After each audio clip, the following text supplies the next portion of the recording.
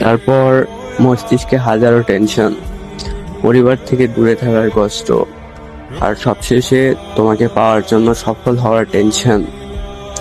এসব ব্যস্ততার মাঝেও এত ক্লান্ত মস্তিষ্ক নিয়েও তোমাকে আমার করে আগলে রাখার চেষ্টা করি, তোমাকে যত্নে রাখার চেষ্টা করি।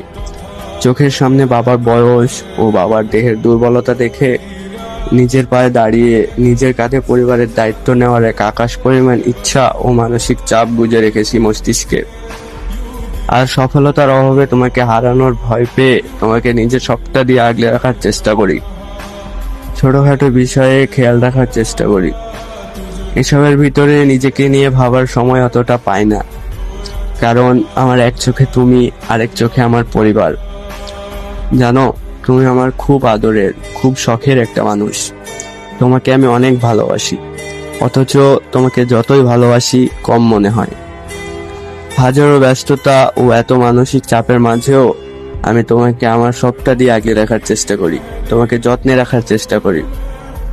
তারপরেও তোমার যদি কোনোদিন মনে হয় যে আমার ভালোবাসা তোমার জন্য কমে গেছে, তাহলে বলে দিও। ছোটখাটো বিষয়ে রাগ অভিমান করে যোগাযোগ বন্ধ করে দিও না। তুমি হয়তো নিজেও জানো না যে আমার এই ক্লান্ত মস্তিষ্কের সে মানসিক শান্তিটাই তুমি।